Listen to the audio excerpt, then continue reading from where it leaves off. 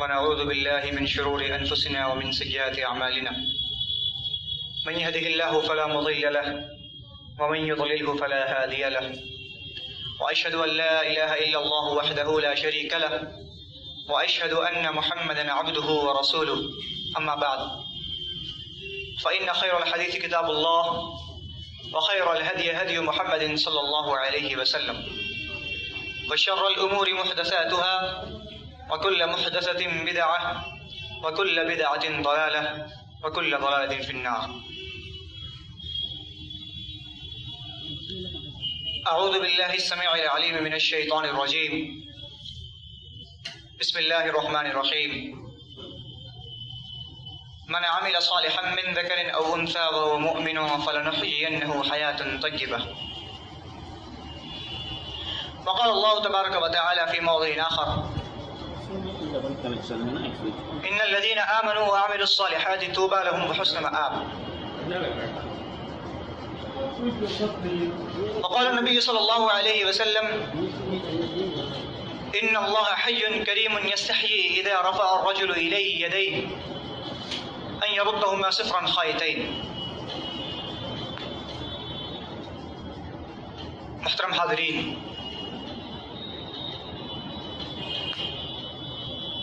ہم اللہ رب العالمین کا شکر ادا کرتے ہیں کہ اللہ رب العالمین نے ہمیں اس بابرکت مجلس میں جلوہ افروز ہونے کا توفیق عطا فرمایا، اور ہم اس بات پر بھی اللہ رب العالمین کا شکر ادا کرتے ہیں کہ اللہ رب العالمین نے آج کے اس محفل کے لیے بحیثیت خطیب میرا انتخاب فرمایا۔ محترم سامعین، ویسے تو اللہ رب العالمین کی تخلیق کے اعتبار سے اللہ رب العالمین نے جس طرح انسانوں کو پیدا فرمایا، حضرت آدم علیہ السلام کو پیدا فرمایا، اور پھر ان کے بطن سے اللہ رب العالمین نے، ان کے پیٹ سے اللہ رب العالمین نے پورے بنی نوع انسان کو پیدا فرمایا۔ تو حضرت آدم علیہ السلام کے بیٹے ہونے کے اعتبار سے، حضرت آدم علیہ السلام اور حوا علیہ السلام کے بیٹے ہونے کے اعتبار سے تمام بنی نوع انسان ایک ہے، ان کے درمیان کوئی تفریق نہیں ہے، ان کے درمیان کوئی فرق نہیں ہے، یعنی تمام کے تمام لوگ اس دنیا فانی کے اندر جتنے بھی لوگ پیدا ہوئے ہیں اور ہونے والے ہیں اور ہوں گے یا ہو چکے ہیں، تمام لوگ حضرت آدم علیہ السلام اور حوا علیہ السلام کے بیٹے اور بیٹی ہونے کے اعتبار سے ایک، ان کے درمیان کسی بھی قسم کی کوئی تفریق ممکن نہیں ہے اور نہ ہی ہو سکتی ہے۔ لیکن جب ہم اپنے چہار جانب نظر ڈالتے ہیں تو ہماری خلقت کے اعتبار سے، ایک ہونے کے اعتبار سے، ایک ایسی چیز بھی ہے جس پہ ہم ایک دوسرے سے متفرق اور مختلف نظر آتے ہیں۔ وہ صرف ایک چیز ہے جس میں ہم ایک دوسرے سے مختلف نظر آتے ہیں، گرچہ ہم ایک ہی ماں کے بیٹے ہوں، ہم دو بھائی ہوں، لیکن پھر بھی ہم ایک چیز ہے جس میں ایک دوسرے سے مختلف نظر آتے ہیں۔ ہم ماں باپ بیٹے ہوں، لیکن اس میں بھی ہم ایک دوسرے سے مختلف نظر آتے ہیں، اور وہ ہے سعادت مندی، خوشحالی، کامیابی اور کامرانی حاصل کرنے کے ذرائع اور ابلاغ۔ کہ ایک انسان اپنی زندگی کو، اس 60 سالہ 70 سالہ زندگی کو کس طرح کامیاب بنائے گا، اسے کس طرح کامران بنائے گا، اسے اپنی زندگی میں کس طرح خوشحالی لانی ہے، سب کے نظریے اور سب کے عادات اور سب کے اعمال الگ الگ ہوتے ہیں۔ اس کی چھوٹی سی مثال، ایک مزدور جو صبح اٹھ کر دن بھر پسینہ بہاتا ہے، پسینے میں شرابور ہو کر مزدوری کرتا ہے، اور ایک انسان جو کسی کمپنی کا امپلائی ہے، وہ کسی کمپنی کے اے سی والے آفس میں بیٹھ کر کے کام کرتا ہے، مزدوری میں دونوں کے درمیان فرق ہے۔ ایک انسان پسینے میں شرابور ہو کر اپنے پسینہ بہا کر کے وہ مزدوری کما رہا ہے، ایک انسان اے سی میں بیٹھ کر کے مزدوری کما رہا ہے، مقصد دونوں کا ایک ہے، دونوں کا مقصد ایک ہے، اور وہ کیا ہے؟ کامیاب زندگی حاصل کرنا۔ ہم 24 گھنٹہ تغدو میں لگے رہتے ہیں، صبح سے لے کر شام تک ہم محنت صرف کرتے ہیں، کس لیے؟ ایک انسان اپنی پوری محنت کو صرف کس لیے کرتا ہے؟ تاکہ اس کی جو یہ 60 سالہ زندگی ہے، 70 سالہ زندگی ہے، وہ کامیاب ہو، وہ خوشگوار ہو، وہ خوشحال زندگی ہو۔ کوئی انسان یہ نہیں چاہتا کہ وہ 60 سال زندگی دنیا میں گزارے اور اس کی 60 سالہ زندگی میں کم سے کم 30 سال زندگی اس کی پریشانی سے گزرے، مصائب و آلام سے گھرے ہوئے ہوں اس کی زندگی۔ کوئی انسان یہ کبھی نہیں چاہتا۔ طریقے الگ ہیں، راستے الگ ہیں، لیکن مقصد صرف ایک ہے، اور وہ یہ ہے کہ ہم کامیاب زندگی، بہترین زندگی کیسے گزاریں۔ یہ بہت بڑا سوال ہے ہم مسلمانوں کے لیے بھی اور غیر مسلموں کے لیے بھی، کہ آخر ایک انسان کامیاب زندگی کس طرح گزار سکتا ہے۔ لیکن جب ہم غیر مسلموں کی طرف دیکھتے ہیں تو ان کے لیے ان کے اپنے اصول، اپنے ضوابط، اپنا قانون ہے ان کے لیے، اس پر وہ چل کر کے اپنی زندگی کو کامیاب بناتے ہیں۔ لیکن ہم مسلمان ہونے کے اعتبار سے اپنی زندگی کو کامیاب کیسے بنائیں؟ ایک مسلمان اپنی زندگی میں خوشحالی کس طرح لا سکتا ہے؟ یہ سب سے بڑا سوال ہے۔ آج ہم خوشحالی کے لیے پریشان رہتے ہیں، اور نتیجہ یہ ہوتا ہے کہ ہم اپنی خوشحالی کے لیے پریشان ہونے کے سبب پتہ نہیں کون کون سے اعمال انجام دے دیتے ہیں، جس کو اللہ رب العالمین نے اور اس کے رسول صلی اللہ علیہ وسلم نے منع فرمایا ہے۔ جب ہم قرآن و حدیث کا مطالعہ کریں گے اور علماء مفکرین کے اقوال کا مطالعہ کریں گے تو چند اصول اور چند ضوابط ہمارے سامنے واضح ہوتے ہیں، جن پر عمل پیرا ہو کر ہم اپنی زندگی کو خوشحال اور کامیاب بنا سکتے ہیں، جن پر عمل پیرا ہو کر ہم اپنی زندگی کو خوشحال اور کامیاب بنا سکتے ہیں۔ تو آئیے اب ان اصول اور ضوابط کی طرف رجوع کرتے ہیں۔ تو ایک مومن ہونے کے اعتبار سے، ایک مسلمان ہونے کے اعتبار سے ہمارے سامنے خوشحال اور کامیاب زندگی گزارنے کا جو سب سے پہلا اصول اور جو سب سے پہلا ضابطہ ہے وہ ایمان اور عمل صالح ہے۔ بڑی تعجب کی بات ہے کہ ایک انسان یہ سوچتا ہے کہ ہم مومن ہیں پھر ہم ایمان کیسے لائیں، ہم نماز پڑھتے ہیں پھر ہم عمل صالح کیسے کریں، اور ایمان اور عمل صالح کے اعتبار سے ہمارے سامنے خوشحالی کیسے آئے گی، ہماری زندگی میں آرام کیسے آئے گا، ہماری زندگی سے مصائب و آلام کیسے دور ہوں گے۔ ہر انسان یہ سوچتا ہے۔ ہم 5 وقتہ نمازی ہیں، ہم ہر 5 وقت کی نماز میں اللہ رب العالمین کے سامنے سجدہ کرتے ہیں، تو پھر بھی ہماری زندگی میں خوشحالی نہیں ہے۔ تو اللہ رب العالمین کو اس قول کو سمجھ پڑھنا چاہیے۔ اللہ رب العالمین نے فرمایا من عمل صالحا من ذکر او انثى وهو مؤمن، کہ من عمل صالحا من ذکر او انثى، کہ جو کوئی بھی نیک عمل کرے۔ اللہ رب العالمین نے نکرہ استعمال کیا کہ من عمل صالحا من ذکر او انثى، کہ مذکر و مؤنث، مرد و عورت میں سے کوئی بھی نیک عمل کرے گا، وهو مؤمن، اس حال میں کہ وہ مومن ہو، اس حال میں کہ وہ ایمان والا ہو، اس کے اندر ایمان جاگزی ہو، ایمان کی حلاوت اس کے اندر پائی جاتی ہو۔ فَلَنُحْيِيَنَّهُ حَيَاةً طَيِّبَةً، تو ایک انسان مومن ہے اور وہ نیک عمل کر رہا ہے تو اللہ رب العالمین اس کے عوض میں کیا فرماتا ہے؟ فَلَنُحْيِيَنَّهُ حَيَاةً طَيِّبَةً، تو ہم اسے ایک بہترین اور اچھی زندگی عطا کریں گے۔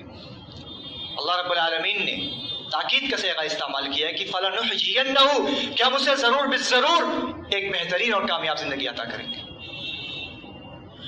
اور دوسری جگہ اللہ رب العالمین نے فرمایا الَّذِينَ آمَنُوا وَعَمِلُوا الصَّالِحَاتِ طُوبَى لَهُمْ وَحُسْنُ مَآبٍ، کہ جو لوگ بھی ایمان لائے، وَعَمِلُوا الصَّالِحَاتِ، اور نیک عمل کیا، طُوبَى لَهُمْ وَحُسْنُ مَآبٍ، ان کے لیے بہترین، ان کے لیے خوشحالی ہے، ان کے لیے خوشخبری ہے، وحسن مآب، اور بہترین ٹھکانہ ہے، بہترین لوٹنے کی جگہ ہے۔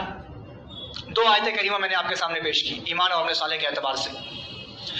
دونوں آیتیں کریمہ کے اندر اللہ رب العالمین نے عمل صالح کے ساتھ ساتھ ایمان، اور ایمان کے ساتھ ساتھ عمل صالح کے قید لگایا۔ جب تک یہ دونوں چیزیں کسی انسان کے اندر نہیں پائی جائیں گی، اس انسان کو کامیاب زندگی کبھی نہیں مل سکتی، اس کی زندگی میں خوشحالی کبھی نہیں آ سکتی۔ یہ وعدہ کس نے کیا؟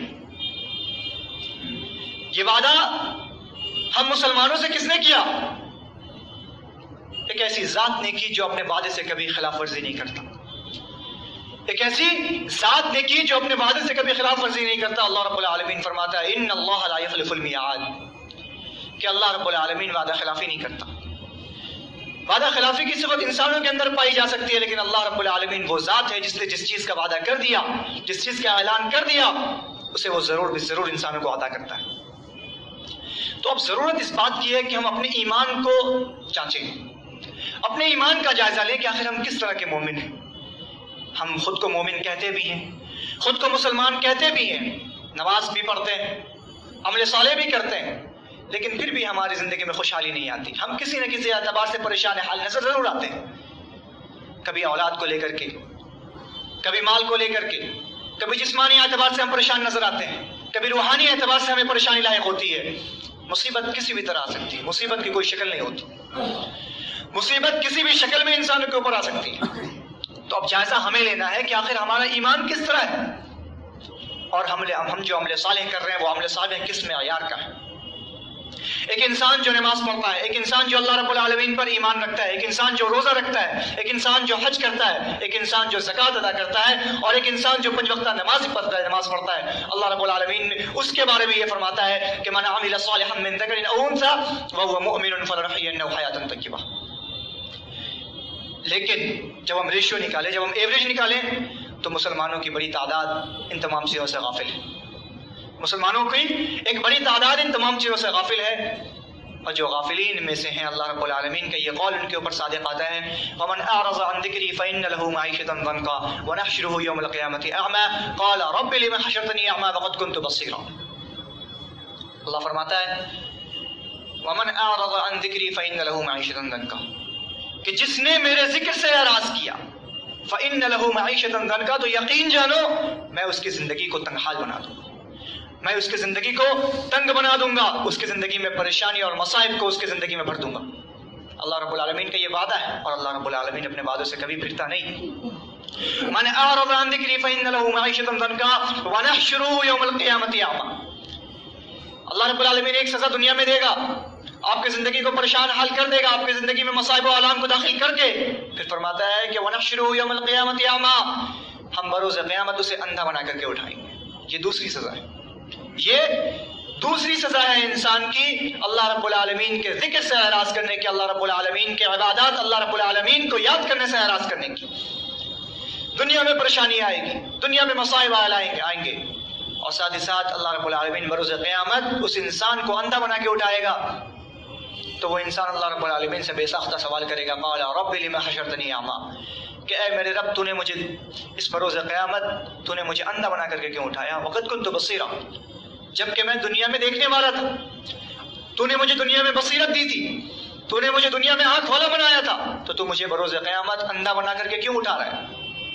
तो अल्लाह रब्बुल आलमीन फरमाएगा क़ाल कज़ालिक अततक आयातुना फनसीतहा व कज़ालिकल यौम तुनसा, कि तुम्हारे पास दुनिया में मेरी निशानी आई, तुम्हारे पास दुनिया में मेरे आयात आए, तुम्हारे पास दुनिया में दुआत आए, तुम्हारे पास दुनिया में मुबल्लिगीन आए, जिन्होंने तुम्हारे सामने कुरान की आयत को पढ़कर सुनाया, जिन्होंने तुम्हारे सामने अहादीस नबविय्या को पढ़कर सुनाया।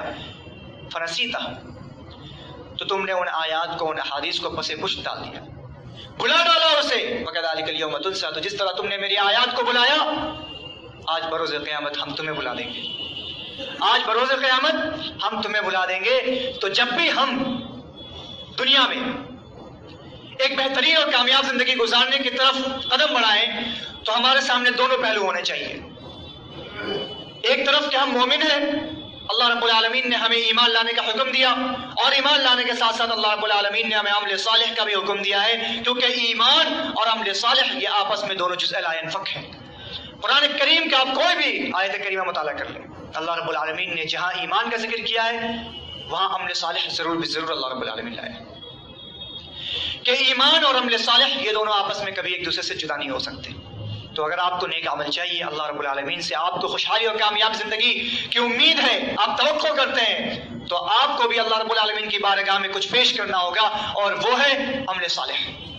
और अगर आप ऐसा नहीं करते, खुद को मोमिन कहते हैं, खुद को मुसलमान कहते हैं, लेकिन आप अमल सालिह नहीं करते, आप ईमान के तकाज़ों को पूरा नहीं करते, तो यकीन जाने अल्लाह रब्बुल आलमीन हमें दुनिया में तंगहाली देगा, तंगस्ती देगा, साथ ही साथ अल्लाह रब्बुल आलमीन हमें बरोज़ क़ियामत भी अंधा बना करके उठाएगा।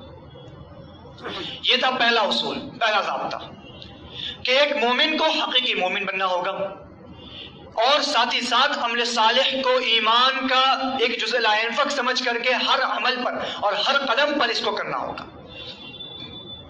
दूसरी चीज, नमाज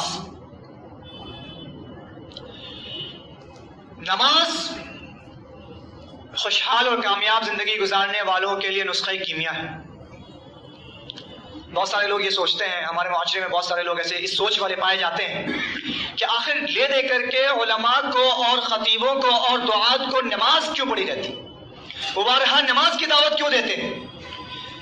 जब देखो, जिस मजलिस में देखो, जिस जलसे में देखो, कोई ना कोई खतीब नमाज की तरफ जरूर बुलाता रहता है। ہم جمعہ میں نماز پڑھنے جاتے ہیں، جلسہ سنتے ہیں، جمعہ میں ہم جاتے ہیں خطبہ سنتے ہیں، وہاں بھی ہمیں کوئی نہ کوئی خطیب نماز کی دعوت دیتا رہتا ہے. تو آخر نماز کی ایسی اہمیت کیوں؟ ایک انسان 5 وقت نمازی ہے، ایک انسان نماز پڑھتا ہے تو اللہ رب العالمین اس نماز کو بھی اس کے ساتھ، یعنی اس کے خوشحال و کامیاب زندگی کے ساتھ جوڑ دیتا ہے. کس طرح جوڑتا ہے؟ آئیے نبی کریم صلی اللہ علیہ وسلم کی حدیث سنتے ہیں. نبی کریم صلی اللہ علیہ وسلم نے فرمایا اقرب ما يكون العبد من ربه وهو ساجدا فاكثر الدعاء. مسلم شریف کی حدیث ہے کہ ایک انسان، ایک بندہ اپنے رب سے سب سے زیادہ قریب اس وقت ہوتا ہے وهو ساجد، اس حال میں کہ وہ سجدہ میں ہوتا ہے، اس حال میں کہ وہ سجدہ میں ہوتا ہے. فاکثر الدعاء، تو تم اس سجدے کی حالت میں کثرت سے دعا کرو. اب یہ آٹومیٹکلی ہے کہ ایک انسان جو پریشان حال ہوگا، ایک انسان جس کی زندگی میں پریشانی ہوگی، مصائب کے پہاڑ ہوں گے، تو وہ انسان سجدے میں جب دعا کرے گا تو اپنی مصیبتوں کو دور کرنے کے لیے ہی دعا کرے گا. اور یہ فطرت ہے کہ انسان اپنی زندگی کو کامیاب بنانے کے لیے ہی دعا کرتا ہے اور دعا کرے گا.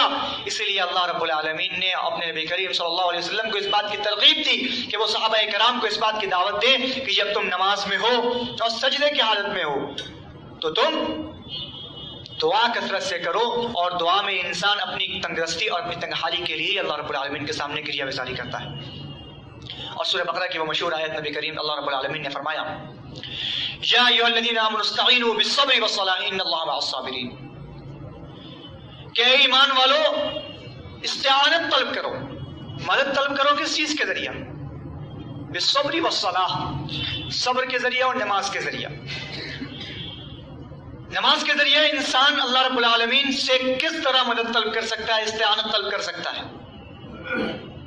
تو ذرا نماز تکبیر تحریمہ سے لے کر سلام تک نماز کا جائزہ لیں، اور نماز کے اندر پڑھی جانے والی تمام دعاؤں کا جائزہ لیں.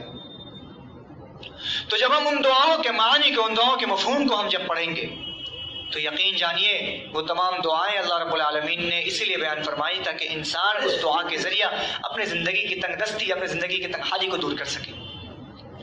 اللهم اعني على ذكرك وشكرك وحسن عبادتك لا اله الا الله وحده لا شريك له. اللهم اني اعوذ بك من البخل واعوذ بك من الجبن واعوذ بك من عذل العمر واعوذ بك من فتنة الدنيا واعوذ بك من عذاب القبر. یہ تمام دعائیں ہم نماز میں پڑھ ڈالتے ہیں لیکن ان دعاؤں کے مفہوم پر ہم کبھی غور نہیں کرتے. ضرورت اس بات کی ہے کہ ہم جب نماز پڑھیں تو ان کے دعاؤں کو سمجھیں، ان کے اندر، اس نماز کے اندر پڑھی جانے والی دعاؤں کو سمجھیں، اور جو آیت ہم پڑھ رہے ہیں اس آیت کے مفہوم کو سمجھیں. تبھی جا کر کے ہم نماز کی حلاوت اور اس کی چاشنی کو ہم محسوس کر پائیں گے، اور تبھی جا کر اللہ رب العالمین کی بارگاہ میں ہماری یہ نماز قابل قبول ہوگی.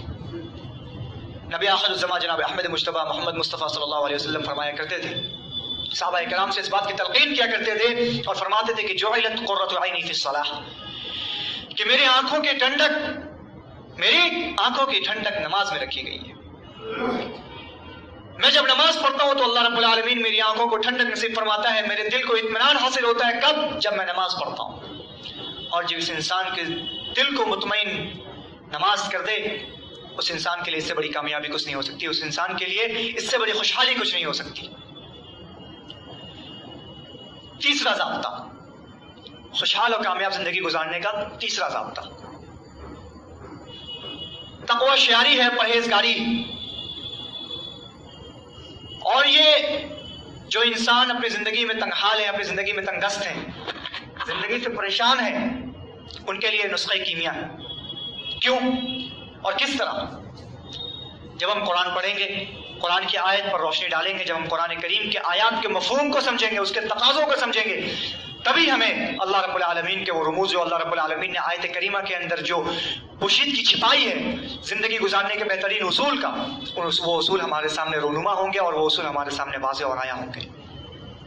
اللہ رب العالمین فرماتا ہے وَمَن يَتَّقِ اللَّهَ يَجْعَل لَّهُ مَخْرَجًا وَيَرْزُقْهُ مِنْ حَيْثُ لَا يَحْتَسِبُ، کہ جو اللہ رب العالمین سے ڈرے گا، اللہ رب العالمین کا تقویٰ رکھے گا، اللہ رب العالمین سے پرہیزگاری کرے گا، وَمَن يَتَّقِ اللَّهَ يَجْعَل لَّهُ مَخْرَجًا، تو اللہ رب العالمین اس کی پریشانی سے نکلنے کا، اللہ رب العالمین اس کی مصیبتوں سے نکلنے کا کوئی نہ کوئی راستہ بنا دے گا. مخرجا، کوئی نہ کوئی راستہ ضرور بنائے گا.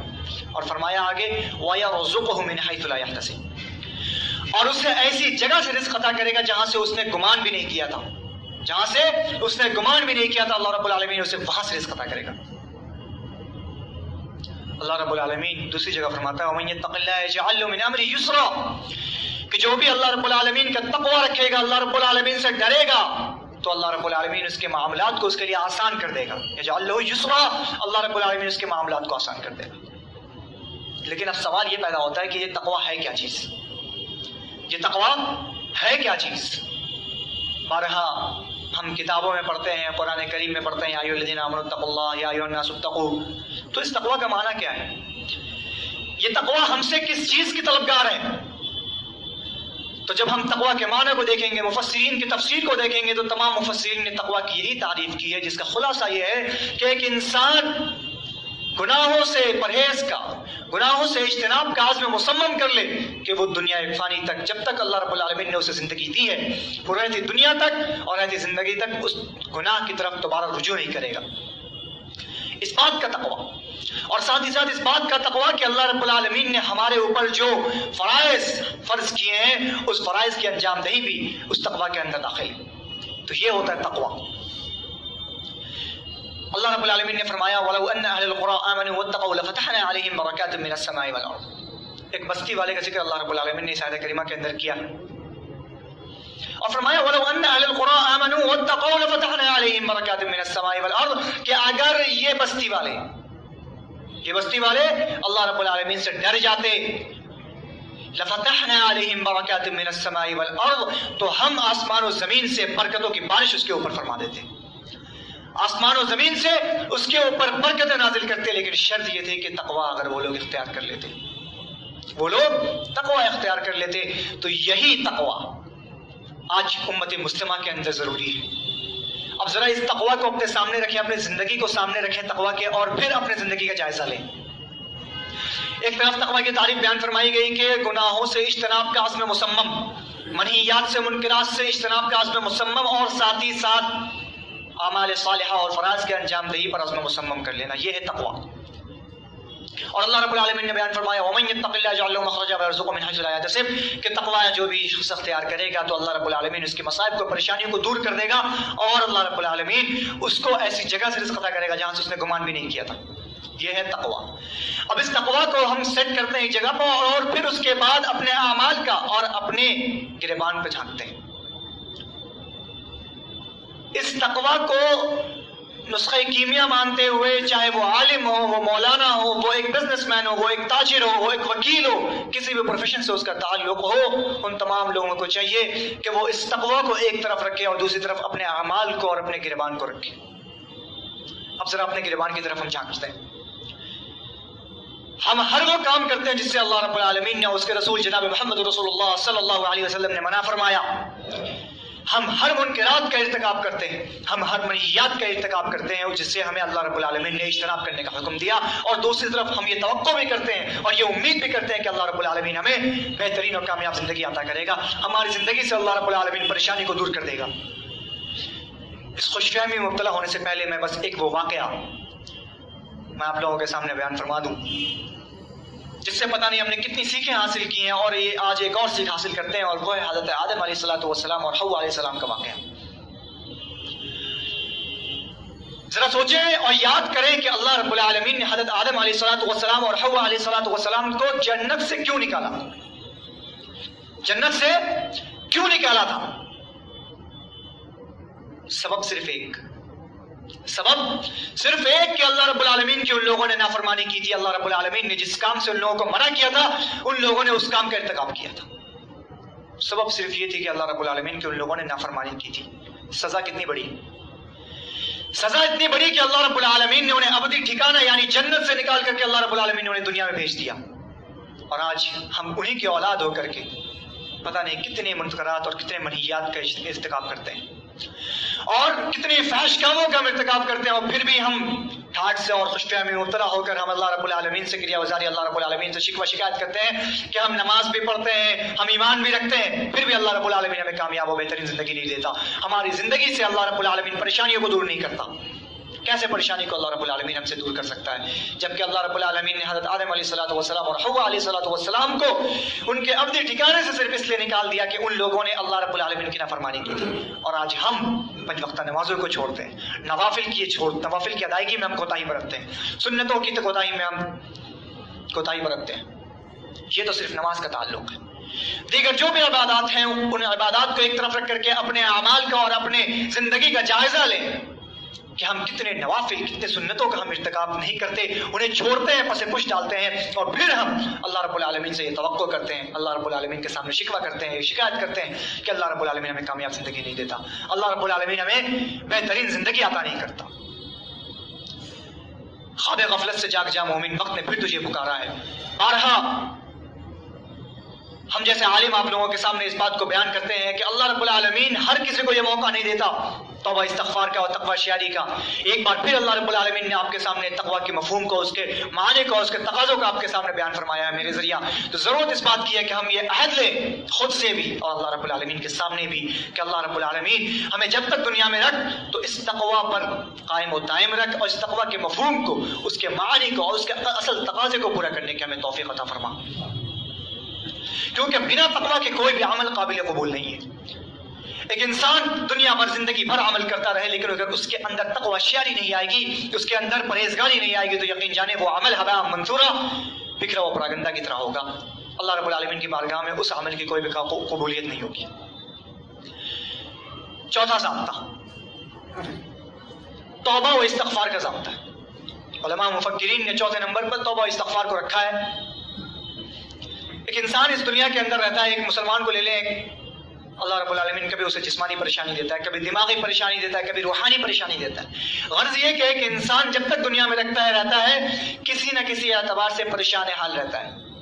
आज हम बदनी एतबार से परेशान हैं, आप में से कोई रूहानी एतबार से परेशान होगा, उसको इत्मीनान नहीं होगा, उसका दिल मुतमईन नहीं होगा, किसी न किसी एतबार से वो परेशान जरूर रहता है। आप हम राह चलते किसी लोगों से पूछते हैं और भाई क्या हाल है, अरे क्या बताएं, अल्लाह रब्बुल आलमीन से बस दुआ कर रहे हैं।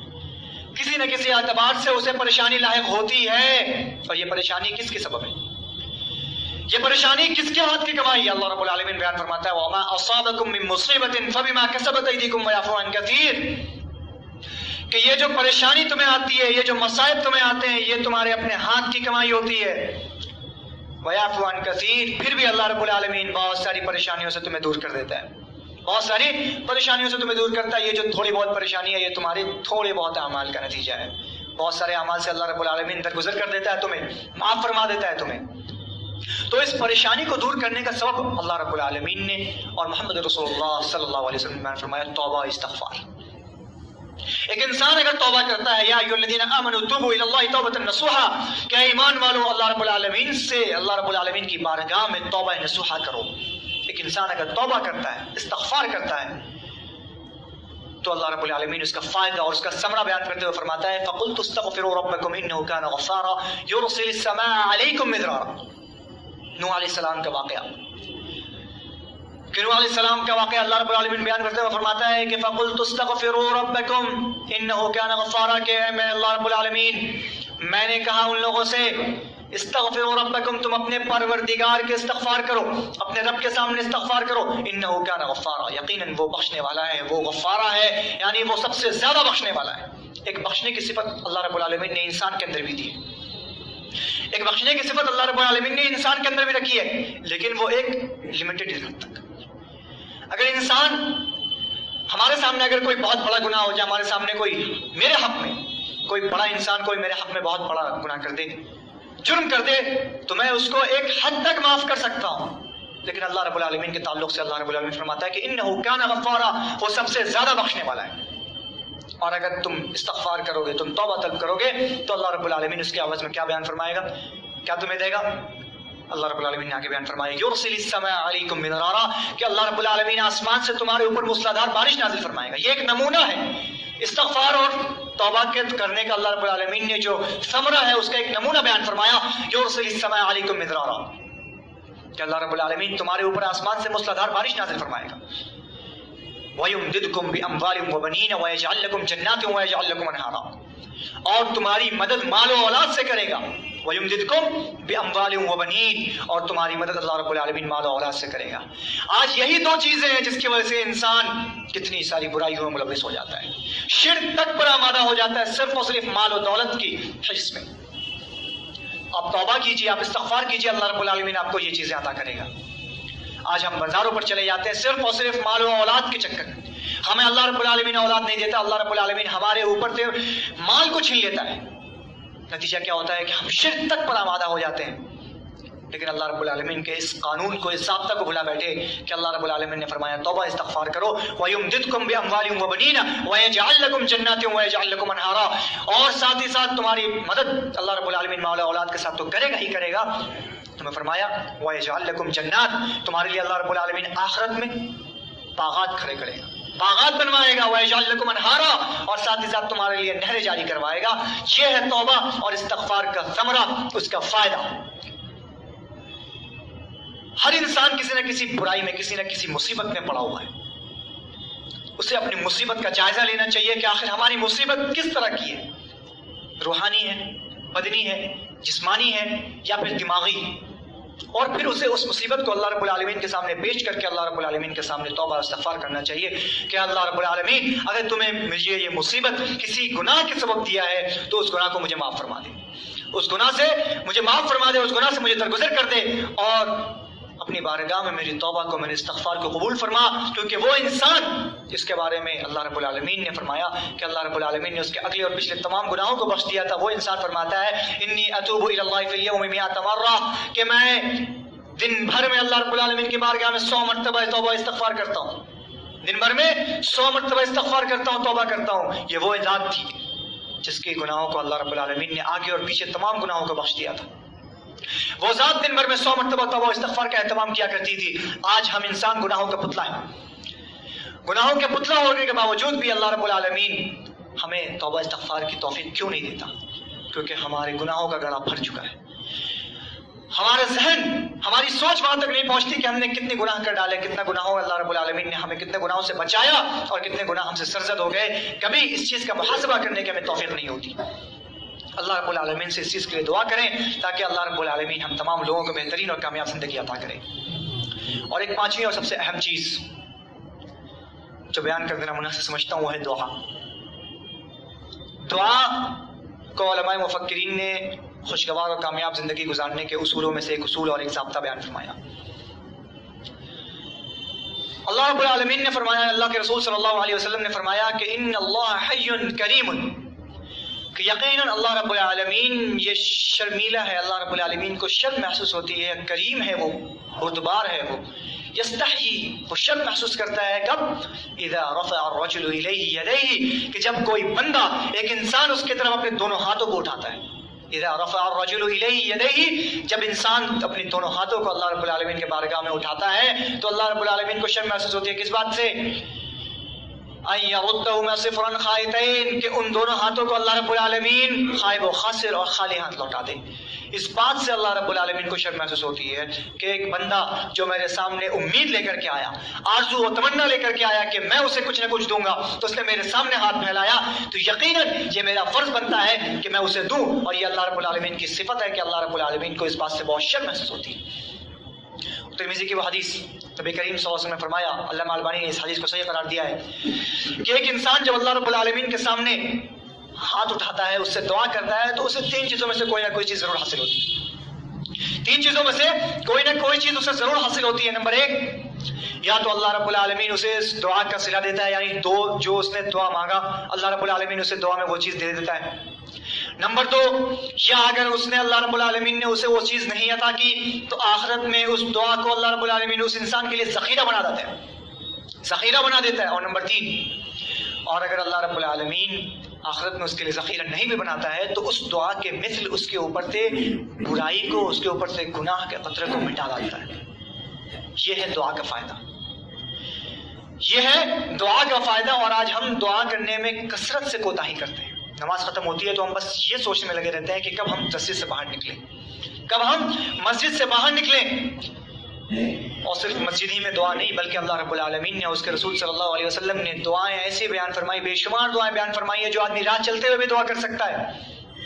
صبح شام کی دعائیں اللہ رب العالمین نے بیان فرمائی ہیں. اللہ رب العالمین نے بیان فرمائی کہ ایک انسان جب مجلس ختم ہو تب دعا کرے, ایک انسان جب مجلس شروع ہو تب دعا کرے, ایک انسان جب کھانا کھانے بیٹھے تب دعا کرے, ایک انسان جب کھانا کھا کر کے اٹھے تب دعا کرے. ہر وقت اللہ رب العالمین نے انسانوں کو دعاؤں سے گھیر رکھا ہے کہ بس انسان دعا تو کرے, ایک انسان دعا تو کرے, اس دعا کا صلہ دینا میری ذمہ داری ہے. میں وہ ذات ہوں جو اس کی دعا کو قبول کروں گا, یا اس کے لیے اس دعا کو آخرت کا ذخیرہ بنا دوں گا, یا اس کے دعا کے مثل ہم اس کے اوپر سے برائی کو, اس کے گناہ کو مٹا دیں گے. یہ ہے دعا کا فائدہ. دعا کیجیے اور تمام امت مسلمہ کو اپنی دعاؤں میں یاد رکھیے کہ اللہ رب العالمین اس امت مسلمہ کو خوشحال اور کامیاب زندگی عطا کرے. کیونکہ آج کے دور میں ہر انسان اس چیز کی طرف بھاگ رہا ہے کہ اس کی زندگی کامیاب و بہترین کیسے ہو, اس کی زندگی کامیاب کیسے ہو, اس کی زندگی میں آرام و آشائش کیسے ہو. اور نتیجہ یہ ہوتا ہے کہ اس چیز کی دوڑ میں, اس چیز کی بھیڑ میں وہ اسلام سے دور چلا جاتا ہے, اسلام کے احکام سے اور اسلام کے فرمودات سے وہ دور چلا جاتا ہے, صرف اور صرف اپنی زندگی کو خوشحال اور کامیاب بنانے کے چکر میں. جبکہ جب ہم قرآن و حدیث پڑھیں تو قرآن و حدیث کے مطالعے کے بعد ہمارے سامنے یہ بات واضح ہوتی ہے کہ اسلام نے خود بہترین اور کامیاب زندگی گزارنے کے اصول و ضوابط بیان فرمائے. شکر ہے, صبر ہے, یہ تمام چیزیں اللہ رب العالمین نے اور اس کے رسول صلی اللہ علیہ وسلم نے فرمایا کہ یہ تمام چیزیں بہترین اور کامیاب زندگی گزارنے کے اصولوں میں سے.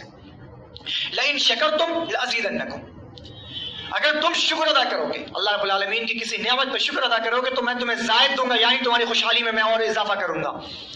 شرط یہ ہے کہ تم اللہ رب العالمین کی نعمت پر شکر ادا کرو.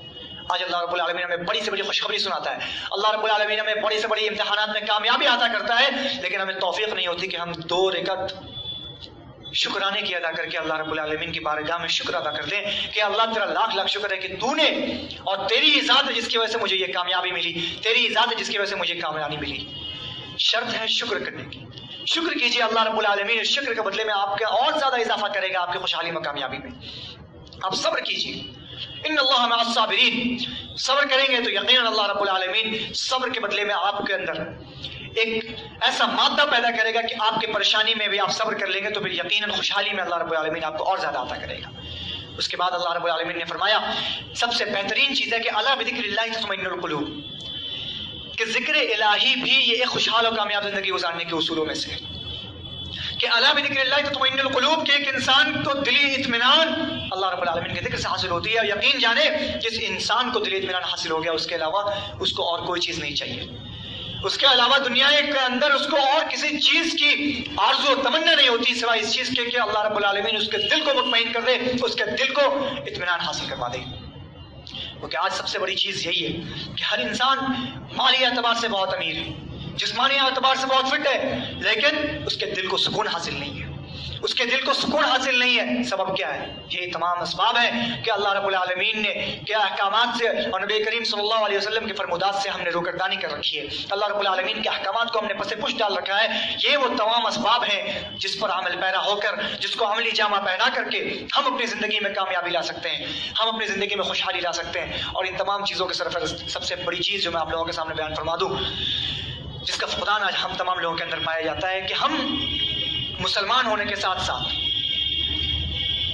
اس بات کو بھلا بیٹھے ہیں کہ اللہ رب العالمین نے ہمیں مسلمان بنایا, اور ایک مسلمان کی سب سے بڑی نشانی یہ ہے کہ وہ اپنے بھائیوں کی مدد کرے, وہ اپنے بھائیوں کی مدد کرے. ایک انسان, ایک بھائی جو اس کا پریشان حال ہے, تنگ دست ہے, تنگ حال ہے, اس کو پیسے کی ضرورت ہے یا کسی اعتبار سے بھی اسے تسلی کی ضرورت ہے, تو آج ہم اسے اس کو تسلی نہیں دے پاتے, ہم اس کو مالی اعتبار سے مدد نہیں کر پاتے, صرف اور صرف اس وجہ سے کہ ہم نے دنیا کی رنگینیوں میں کھو بیٹھے, ہم نے اپنے ذہن و دماغ کو, اپنے دل کو دنیا کی رنگینیوں میں لگا دیا ہے. نتیجہ یہ نکلا کہ ہمارے اندر سے انسانیت بھی ختم ہو گئی, جبکہ اسلامی وہ تنہا مذہب ہے, اسلامی وہ تنہا دھرم ہے جس نے ہمیں سکھایا تھا کہ واللہ فی عون العبد ما کان العبد فی عون اخیہ, کہ آپ کی مدد اللہ رب العالمین تبھی کرے گا جب آپ اپنے بھائی کی مدد کریں گے, اپنے بھائی کی مدد کریں گے تبھی اللہ رب العالمین آپ کی مدد کرے گا. اور جب اللہ رب العالمین آپ کی مدد کرے گا تو یقین جانے اللہ رب العالمین آپ کی زندگی کو کامیاب اور خوشگوار ضرور بنائے گا. اور جب آپ اپنے بھائی کی مدد کریں گے تو وقتی طور پر آپ بھی اس کو بہتری اور اچھی زندگی عطا کریں گے. آخر میں اللہ رب العالمین سے دعا ہے کہ اللہ رب العالمین ہمیں بتائے گئے تمام اصول اور تمام ضوابط پر عمل پیرا ہونے کی توفیق عطا فرمائے, ان تمام اصول پر اور تمام ضوابط پر عملی جامہ پہنانے کی توفیق عطا فرمائے. اور جو بھی اصول ہیں قرآن و حدیث میں جو بھی بیان کیے گئے ہیں جس چیز سے بھی دنیا میں خوشحالی اور کامیابی زندگی گزارنے کے اصول و ضوابط متعین ہیں اسے اللہ رب العالمین ہمیں عمل کرنے کی توفیق عطا فرمائے، آمین۔ وآخر دعوانا الحمدللہ رب العالمین۔